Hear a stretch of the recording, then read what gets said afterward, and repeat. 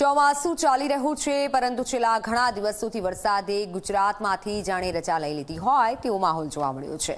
ખેડૂતોની નજર આકાશ પર છે। ખેતરો વરસાદની રાહ જોઈ રહ્યા છે, ત્યારે હવે રાહતના સમાચાર સામે આવ્યા છે।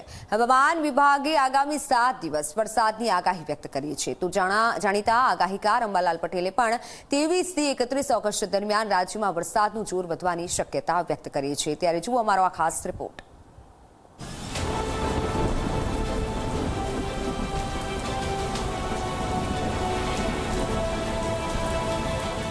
વાદળો આવે છે, પરંતુ વરસતા નથી। છેલ્લા કેટલાક દિવસોથી ગુજરાતમાં આવું જ દ્રશ્ય જોવા મળી રહ્યું છે। ક્યાંક તડકો તો ક્યાંક માત્ર વાદળછાયું વાતાવરણ। વરસાદની રાહ જોતા ખેડૂતો માટે હવે સારા સમાચાર છે, કારણ કે રાજ્યના આકાશમાં એક નહીં, બે નહીં, પરંતુ 4 વરસાદી સિસ્ટમ સક્રિય થઈ છે। હવામાન વિભાગે કહ્યું કે monsoon trough, low pressure area અને સાયક્લોનિક સર્ક્યુલેશનની અસરથી આગામી 7 દિવસ દરમિયાન રાજ્યમાં હળવોથી મધ્યમ વરસાદ પડી શકે છે। અમદાવાદ સહિત અનેક શહેરોમાં વાદળછાયું વાતાવરણ રહેવાની સાથે છૂટાછવાયા વરસાદની પણ શક્યતા વ્યક્ત કરવામાં આવી છે। आने वाले 7 दिनों के लिए लाइट टू मॉडरेट रेन का पूर्वानुमान है गुजरात रीजन में और साथ ही सौराष्ट्र और कच्छ रीजन में।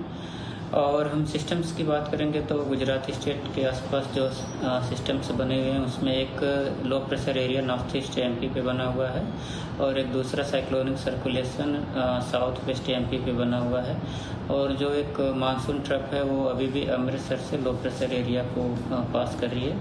इन सिस्टम्स को ध्यान में रखते हुए आने वाले 7 दिनों के लिए लाइट टू मॉडरेट रेन का पूर्वानुमान है, जिसमें गुजराती स्टेट के सारे डिस्ट्रिक्ट कवर हैं। जो वरसादના આંકડાની વાત કરીએ તો 1 જૂનથી 21 ઓગસ્ટ સુધી રાજ્યમાં કુલ 511 મિલીમીટર વરસાદ નોંધાયો છે, જ્યારે આ સમયગાળા દરમિયાન સરેરાશ 530 મિલીમીટર વરસાદ થવો જોઈએ। એટલે કે હાલ ગુજરાતમાં અંદાજે 4%ની વરસાદની ઘટ નોંધાઈ છે। જો આગામી દિવસોમાં સારો વરસાદ પડે તો આ ખાદ્ય પણ ઘટી શકે છે। जो रेनफॉल रिकॉर्ड हुआ है Gujarat as a whole state तो 511 मिलीमीटर रेनफॉल रियलाइज हुआ है और नॉर्मल के हिसाब से 530 मिलीमीटर होना चाहिए।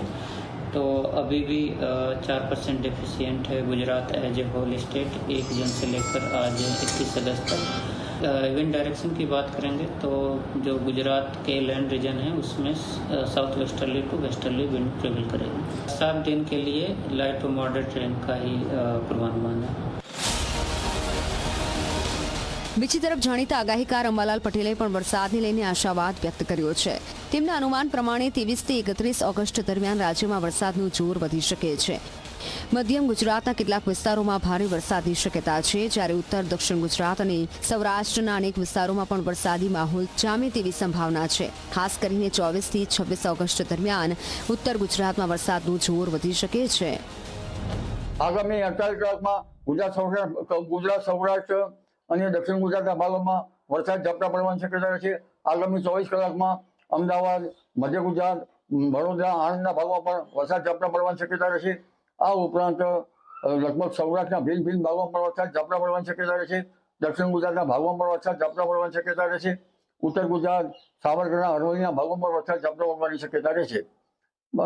અને હાલમાં જે મિસો વેવ જે છે તે તેના કારણે ગુજરાતમાં જ્યારે એક્ટિવ ન હોવાથી વરસાદ થતો નથી।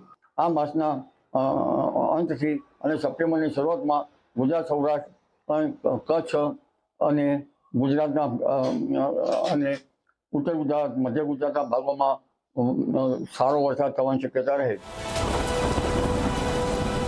એક તરફ હવામાન વિભાગની આગાહી, બીજી તરફ આગાહીકારનું અનુમાન, બંને વરસાદ તરફ ઇશારો કરી રહ્યા છે।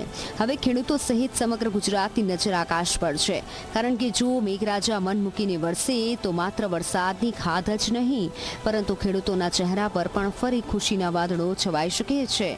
Bureau report, Zee media.